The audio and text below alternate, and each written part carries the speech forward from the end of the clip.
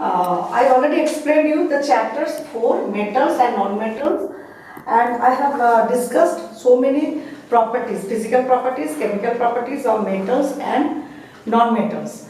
Okay, so today, while I explained that time, I already told some exceptions, qualities of the metals and non-metals. Today I am going to discuss about the exceptional qualities of metals and non-metals. For you, I have written, you will copy down in your notebook. See, I already told that normally the physical quantity metals are hard, too much hard. But here I am saying that I told the exceptions. What the exception? But sodium, potassium, calcium, though they are metals, very reactive metals, but still they are soft metals. So what are the soft metals? This is the exception. These sodium, potassium, calcium, they do not follow the general criteria of the metals. That means they are not hard. Even by knife you can cut the sodium metals. So this is the exceptional case of the sodium, potassium and calcium, because they are not hard, they are soft. But in comparison of non-metals, what I told in general the non-metals are soft. They are maximum they are gaseous, and they are not too much hard. They are not too much solid. But here I am finding that diamond, though it is a non-metal, but it is a hard non-metal. So what is the exception? Exception is a diamond. It's a non-metal, but it is not following the normal criteria, that softness or gaseous form of the non-metals criteria. So it is the exception, and it is hard. Hard non-metal is diamond. Next, density. Normally we know that metals are in general criteria. What do we know? The metals are too much dense. It has too much density. That means in 1 cubic centimeter it is too much more matter than in comparison to non-metal. Non-metal generally they have low density, because maximum they are in gaseous form. But here what I am saying, that the sodium, since Na equals to sodium and K is a potassium, I already marked here. So again I have written the sodium, potassium, they have low density. So this is the exceptions of sodium and potassium. Though they are good metals, but still they have very low density. Clear? This is the exceptional case of sodium, potassium.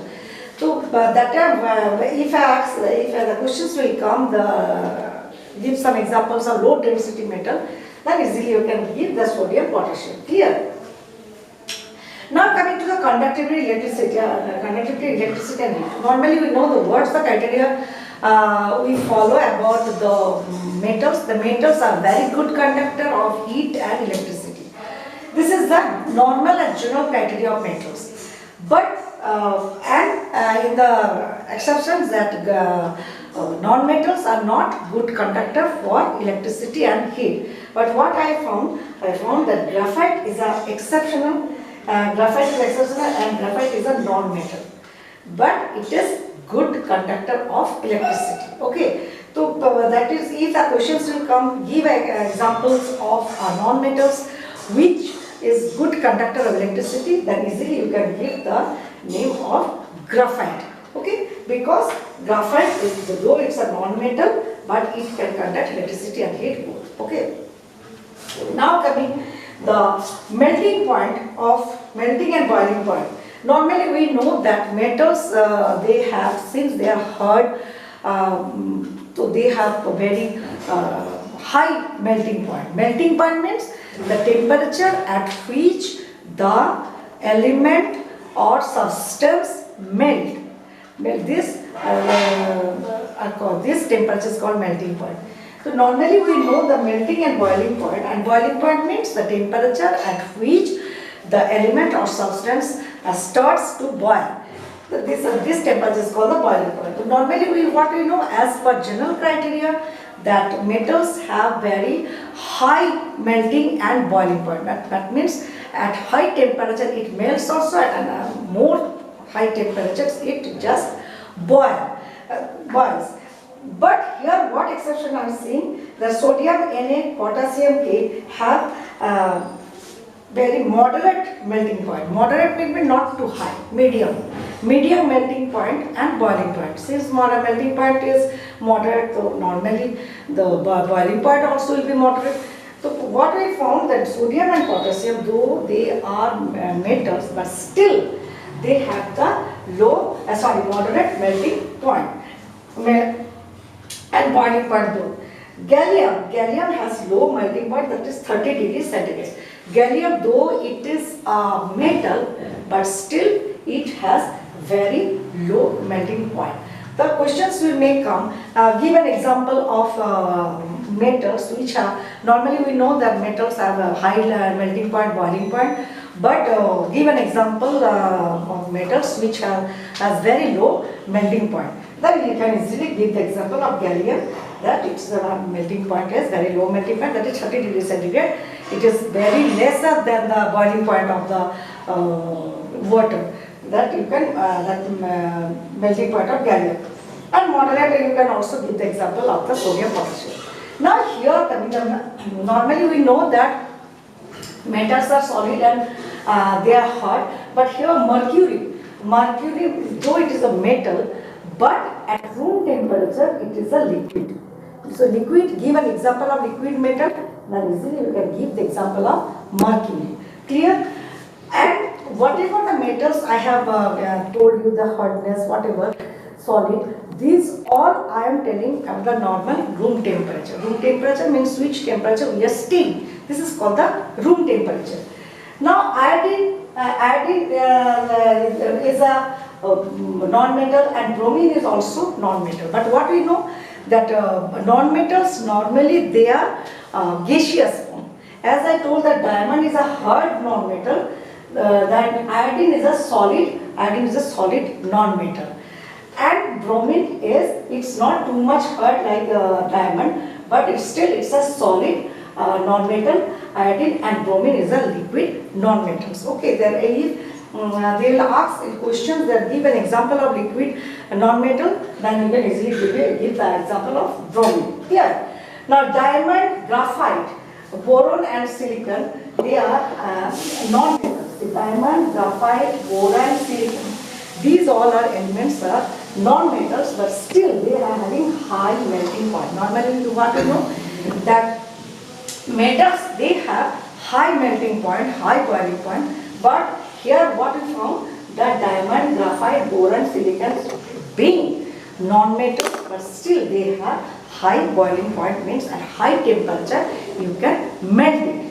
Okay, now these are the exceptional case in notebook. You all copy down this all and you can keep in mind the exceptional qualities of the respective examples of metals and non-metals.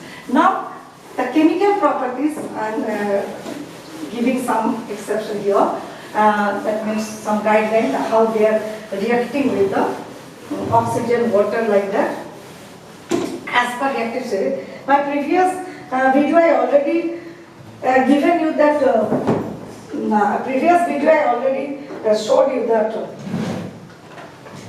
the reactivity series, but now I am telling the how they react with the oxygen, water as per their metal. Now,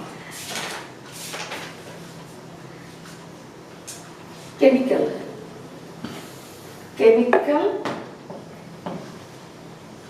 properties of metals and non-metals.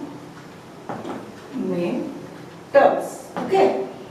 Now see, chemical properties of metals and non-metals means that the reactions with oxygen, water,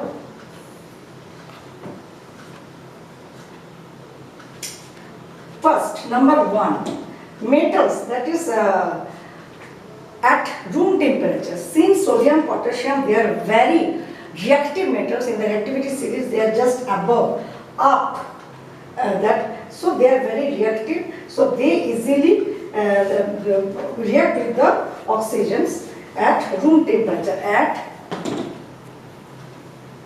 room temperature, sodium Na and potassium, they easily react with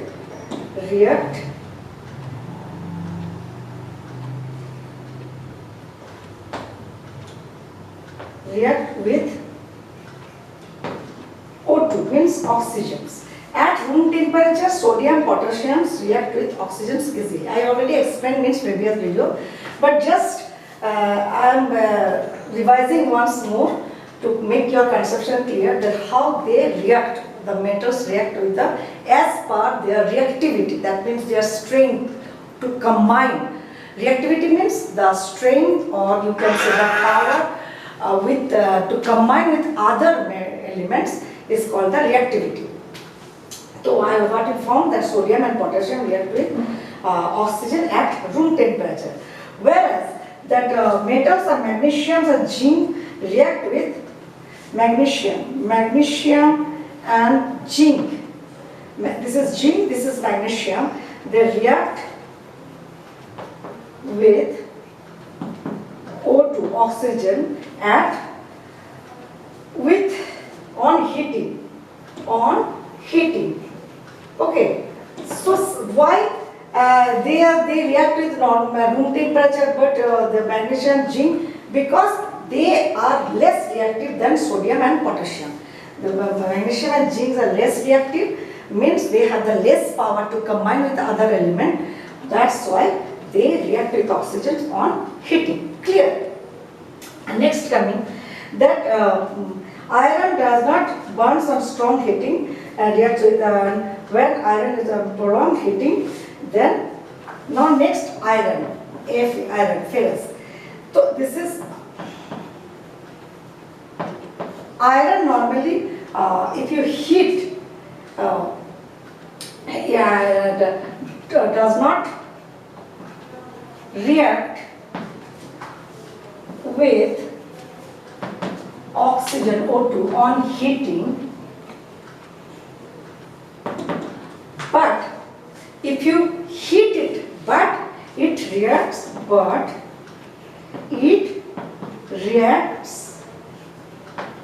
at prolonged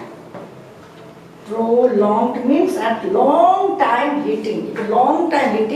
If you heat iron with oxygen for a long time, then the iron reacts at prolonged heating.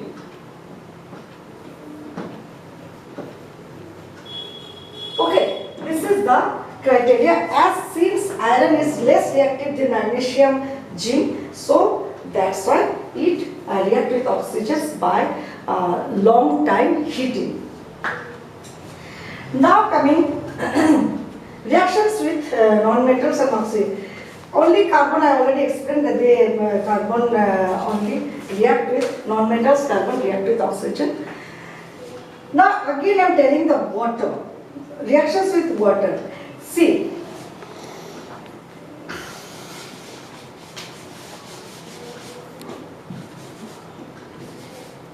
sodium, potassium, since they are reactions, since sodium and potassium, cold water,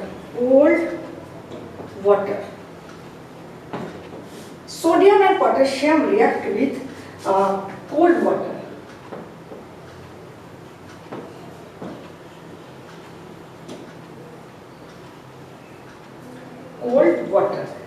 Since they are very reactive elements, very reactive metals, that's why they react with sodium and potassium react with cold water. Okay, now next, again magnesium and zinc. This is magnesium and zinc. They react with water with, better to write, with hot or boiling water. See, here, since these are the very reactive, that's why they react with cold water. But magnesium and zinc less reactive than sodium and potassium, that they react with hot or boiling water. Okay, next coming, there magnesium, zinc, and then after that, but non-metals, they do not react with the steam or boiling water. Non-metals, they don't react with the steam and boiling water. Now here, the displacement reactions I metal, dilute, acids, these are all already explained beforehand.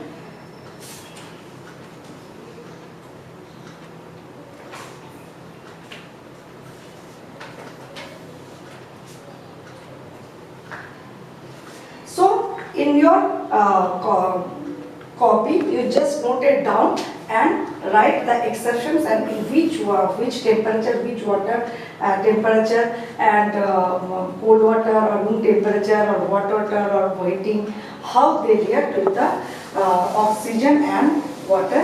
You can get a clear idea about it.